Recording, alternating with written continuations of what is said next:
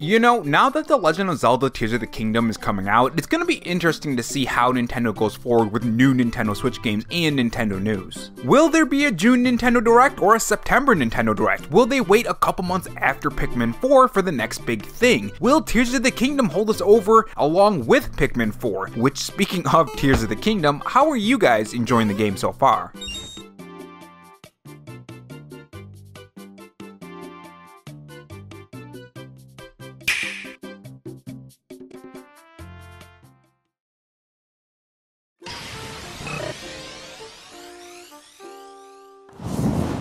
Hey guys, it's Rob here, and welcome back to the Robo-Chan Show, where we take the gaming news format that channels like Spawnwood or Arlo do, add a dash of animation and some cool editing on top to bring you your gaming news, leaks, and rumors in a fresh new way. If you're new here and want to be kept up on everything gaming, make sure you subscribe to the channel and leave a like if you enjoy the video and dislike if not, and have that notification bell on so you know when I upload.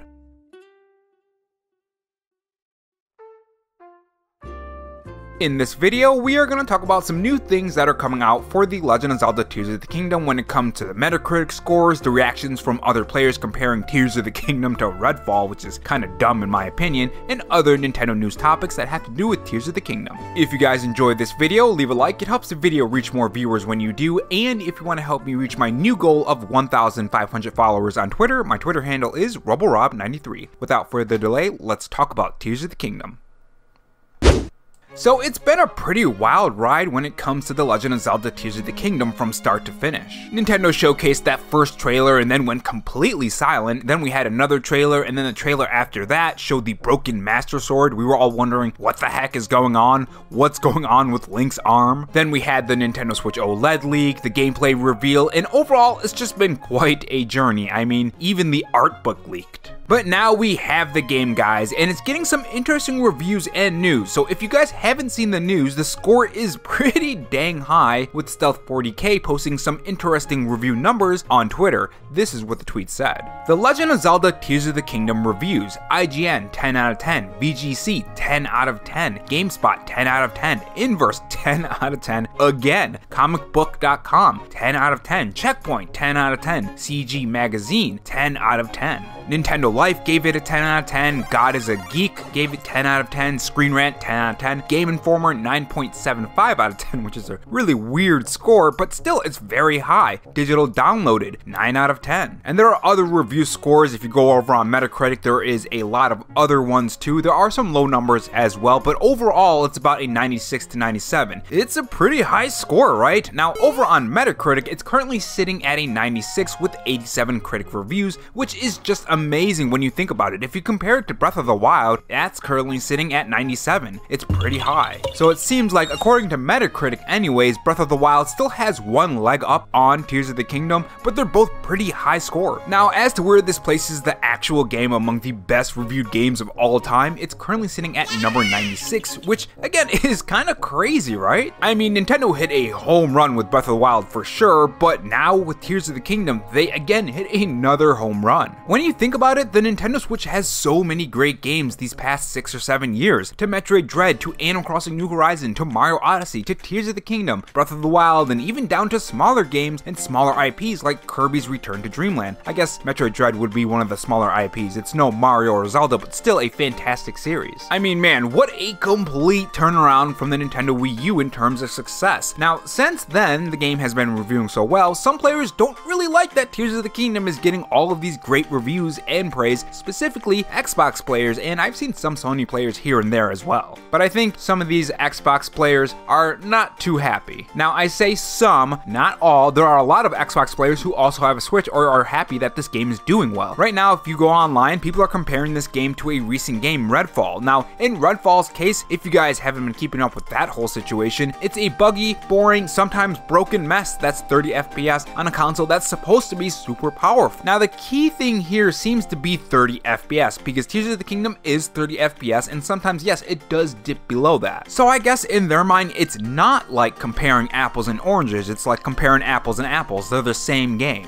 And they're saying things like, well, Redfall is 30 FPS, everyone hated on them, and Tears of the Kingdom is 30 FPS, and no one's hating on them, it's gonna win Game of the Year, and all that great stuff that I think is gonna happen to Tears of the Kingdom. A lot of people are angry that Tears of the Kingdom is getting so much praise, even though it's 30 FPS, and when Redfall had 30 FPS, a lot of people were angry. Now, there are a couple things that you have to factor in when it comes to this conversation when you're comparing these two games and these two situations. The first thing that you have to keep in mind is that these are two different games. One's an open world action RPG and the other one's a first person shooter that's also open world. So having 30 FPS on a third person action RPG isn't really a deal breaker. Is it nice to have 60 FPS? Yes, it is, but it's not a deal breaker. When you have a first person shooter though, it's a little bit different. You're trying to make precise inputs. You're trying to shoot people with precise precision. So that 60 FPS is gonna make the gameplay just feel naturally better. The next thing you have to consider is that Redfall was actually showcased at 60 FPS. They were promoting it as a 60 FPS game and then later changed it up. The next thing you have to consider is that the Nintendo Switch is infinitely weaker than the Xbox Series X. That's another factor you have to keep in mind. This sets up expectations for a lot of different players. People are not expecting the Nintendo Switch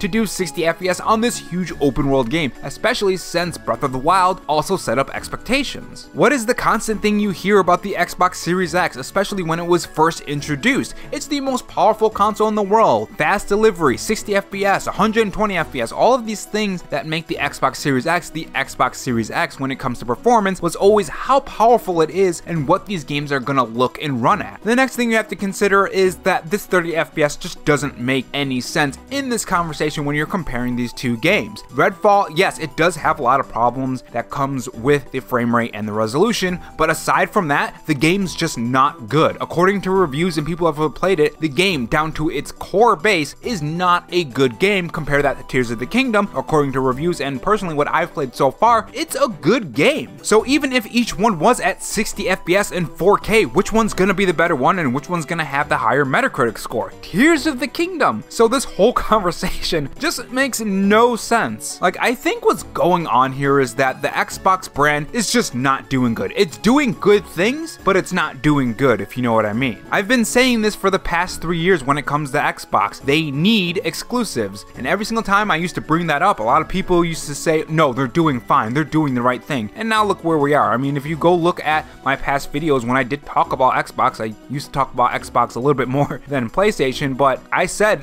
hey guys, yeah, this is all good, but what else? Like, I'll play a clip right now and you'll get more context. Of course, if you don't like single player games, that's fine, but Microsoft needs to find their version of what Sony had, something that you can only find on the console that isn't just graphic related or power related. Remember, the PS4 isn't going to be a slouch in the graphics department either, so if the PS5 comes out with the same or even better exclusives than Microsoft, then Microsoft might lag behind with the Xbox Series X. Power is not everything, and a shit game in 1080p is still going to be a shit game in 4K. It's just going to look more prettier. There's also a problem of how games are being developed and built around the more beefy hardware. If Sony makes exclusives built around the hardware, they will be bigger and better than Xbox, since Xbox devs need to keep in mind that it needs to run on the previous generation. The previous generation could hinder the Microsoft exclusives, which is essentially what they would become. Instead of Xbox Series X exclusives, it would be a Microsoft exclusives. Now, this was a while ago, but it still rings true. Like, they need exclusives. I don't know what Xbox is doing, especially after Redfall and Phil coming out and saying some quite honestly stupid stuff, like great games are not gonna push console sales. How can you say that when the reason why the Nintendo Switch is actively growing so large and is the third best-selling console of all time is because of the games? That was just mind-blowing when I heard that. In fact, the reason why the Xbox 360 is praised for its generation is because of the games that you can only play on the Xbox 360. The reason why the PS3 started to do better was because of the games. I mean, do you think that people are buying the Nintendo Switch for the Nintendo Switch online service solely? No, not really. So while Game Pass, xCloud, while the backwards compatibility is great, and all of these things are great, if you don't deliver on the exclusives, you're not going to grow as much and you're going to be left behind. That's quite honestly the truth, and it has been for a long time. And what's crazy here is that all of this time, in these past 3 3 years, every single E3 when Xbox would come out with all of these games, the only thing that they would be pushing really hard is Game Pass. That's the only thing I've been hearing a lot of people say. Oh, look at what's going on with Game Pass. Oh, look at this Game Pass. Oh, look, backwards compatibility. Oh, look, this is on Game Pass through backwards compatibility. And I'm like, okay, so I see what's going on here. Xbox is kind of pushing Game Pass really hard, and it's just a shiny distractor to distract people from this big pile of crap in the corner. And the sad thing here is that I haven't been interested in Xbox since I think it was the Xbox 360 actually, because that's when the last time I had a Xbox console, and since then they just haven't been interesting, and this generation was the first generation that I was actually interested in them. Like, they set everything up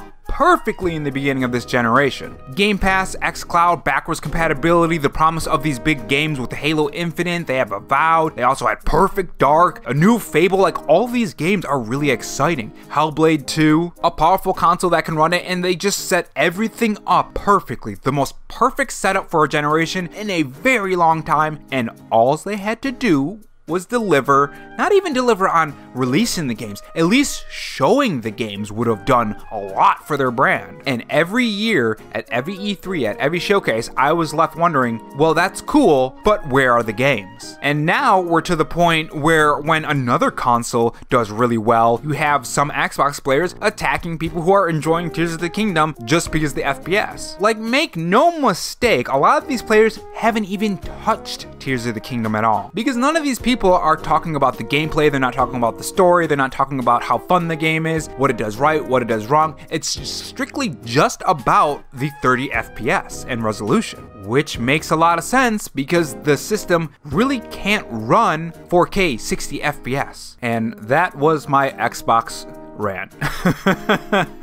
Like, I usually don't talk about Xbox and Sony and stuff. I am going to start doing that soon. And I have a lot of opinions on just both consoles that I've just been holding back and I just really haven't been talking about. So get ready for some rants. But overall, guys, it's an interesting time for Nintendo. And I think Xbox and Sony too. I think Xbox is eventually going to get their act together. Hopefully that showcase for June, I'm hoping they do a knockout and show a whole bunch of gameplay. That's what they need to do. And if they don't, well, you know, I'm gonna be there to say something for sure. Because I still am interested in Xbox. I do want, I want to play Redfall. I want Starfield to be amazing. I love open world games. Starfield seems, on paper anyways, a very fun open world game, so I'm hoping they do fantastic. Fable 2, I hope that doesn't get canceled. Like, all these games, I mean, Perfect Dark. I remember playing Perfect Dark on the Nintendo 64. I want to play a new Perfect Dark game. And not just any old Perfect Dark game. I want it to be one of the best FPSs out there. Like, I want Xbox to succeed. I want every single console manufacturer to succeed. But if they don't have the games that I'm interested in and they don't showcase it or the promise of it, I'm not going to buy into their console. I mean, the Xbox Series X costs $500. I guess Game Pass exists too, but I like owning consoles. I mean, I could spend the $500 on upgrading my PC and I guess just play it on PC when we do get one or two good games from Xbox. But aside from all that, by the way guys, I will be streaming tonight at 5 p.m. EST, which is in about, I think, 4 hours. So make sure you guys stop by if you guys want to say hello or you want to talk or just watch me play Tears of the Kingdom. Now, aside from that guys, what do you guys think about today's news? What do you think about the whole Xbox conversation, Tears of the Kingdom versus Redfall and all that great stuff? What do you think about the reviews? How are you liking Tears of the Kingdom? Tell me your thoughts in the comment section below, and I will see you guys in the next video. Take care.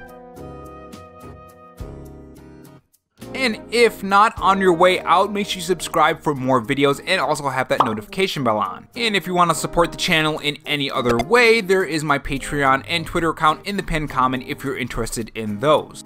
Oh, and also have this donut if you're still sticking around for me rambling. Thanks for watching guys, and remember, stay safe, stay charged, and have a good one.